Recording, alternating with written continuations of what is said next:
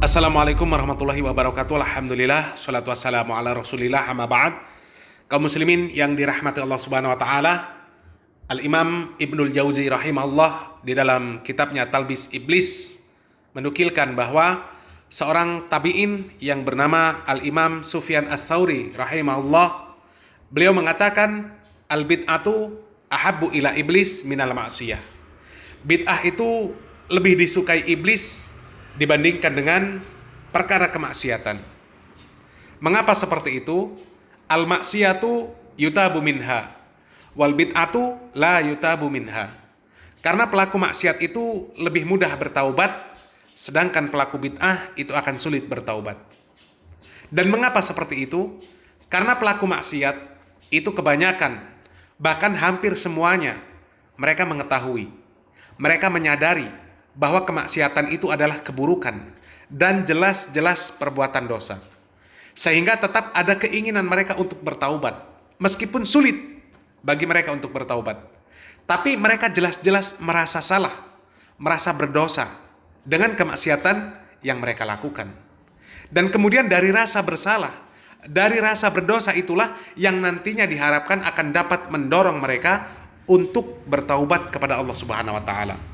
Dan berbeda dengan pelaku bid'ah. Pelaku bid'ah akan lebih sulit untuk bertaubat, lebih sulit diharapkan untuk bisa bertaubat dari bid'ahnya. Karena mereka tidak merasa berbuat salah, tidak merasa berbuat dosa dengan bid'ahnya. Bahkan dia mengharapkan pahala dari perbuatan bid'ah tersebut.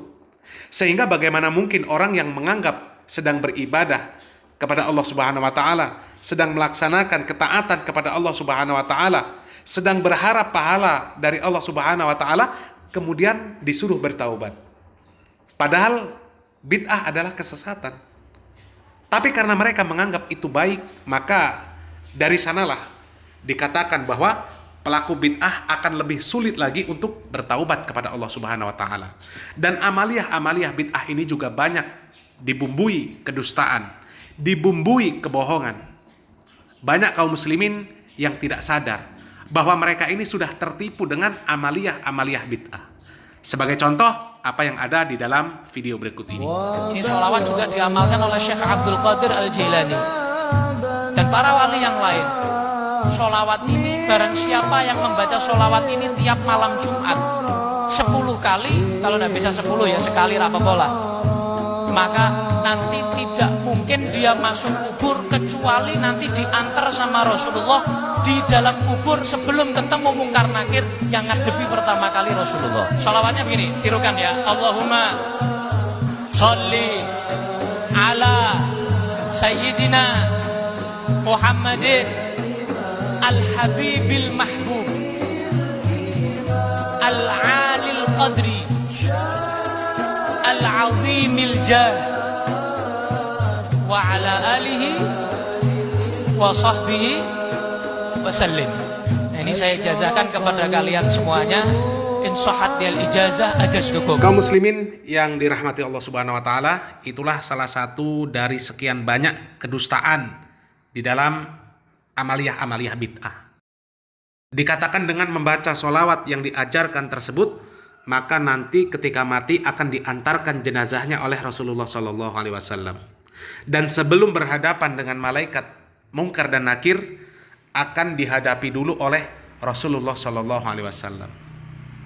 Pertanyaannya, siapa yang memberikan kabar yang seperti itu? Alam kubur itu adalah alam gaib, dan tidaklah Rasulullah SAW mengetahui perkara yang gaib kecuali yang sudah Allah Subhanahu wa taala wahyukan. Allah Subhanahu wa taala mengatakan di dalam Al-Qur'anul Karim, "Qul la amliku li nafsi naf'an wala darran illa ma syaa Allah. Walau kuntu a'lamul ghaiba lastaksartu minal khairi wa ma massani as-su. In ana illa nadhiru wa basyirul liqaumi yu'minun." Katakanlah wahai Muhammad, aku tidak kuasa mendatangkan kemanfaatan bagi diriku dan tidak pula kuasa untuk menolak kemudaratan kecuali yang dikehendaki oleh Allah Subhanahu wa taala. Dan andai kata aku mengetahui yang gaib, tentulah aku akan membuat kebajikan yang banyak, perbuatan yang baik yang sebanyak-banyaknya, dan aku tidak akan ditimpa oleh kemudaratan. Dan aku tidak lain hanyalah pemberi peringatan dan pembawa kabar gembira bagi orang-orang yang beriman. Dan di ayat lain Allah Subhanahu wa taala mengatakan, "Qul la ya'lamu man fis samawati wal ardil ghaiba illallah." Tidak ada sesuatu yang ada di langit dan di bumi yang mengetahui sesuatu yang gaib kecuali Allah. Rasulullah sallallahu alaihi wasallam melihat azab kubur. Rasulullah sallallahu alaihi wasallam memberikan kabar-kabar yang gaib, semuanya berdasarkan wahyu. Ada malaikat Jibril yang turun untuk menurunkan, untuk menyampaikan wahyu kepada beliau sallallahu alaihi wasallam. Kalau Anda yang mengarang solawat tersebut, menjelaskan keutamaan solawat yang Anda buat tersebut, malaikat mana yang memberikan kabar kepada Anda? Malaikat siapa yang memberikan kabar tentang keutamaan solawat tersebut? Dari mana Anda tahu kalau Rasulullah SAW akan turun kemudian mengantarkan jenazah, kemudian ikut masuk ke dalam kubur sebelum malaikat Munkar dan Nakir datang? Adakah kabar dari malaikat? Kalau ada malaikat turun melegalkan amalan tersebut kepada Anda, menjelaskan fadilah-fadilahnya ini kepada Anda, menjelaskan keutamaannya ini dan itu, artinya Islam ini belum sempurna. Masih ada amalan-amalan yang akan ditambahkan agar diamalkan kaum muslimin. Al-Imam Darul Hijrah, Al-Imam Malik rahimahullah, beliau mengatakan, "Mani btada'a fil Islam bid'atan yaraha hasanatan faqad za'ama anna Muhammadan sallallahu alaihi wasallam khana risalah." Barang siapa yang berbuat bid'ah di dalam agama Islam yang dia anggap sebagai perbuatan yang baik, maka sesungguhnya dia telah menuduh bahwasanya Muhammad sallallahu alaihi wasallam sudah mengkhianati risalah. Li'anna Allah azza wa jalla yaqul, karena Allah Subhanahu wa taala berfirman, "Al-yauma akmaltu lakum dinakum." Hari ini telah kusempurnakan bagi kalian agama kalian. Oleh karenanya kemudian Al-Imam Malik membuat sebuah kesimpulan, "Fama lam yakun yauma izin dinan, fala yakunul yauma dinan."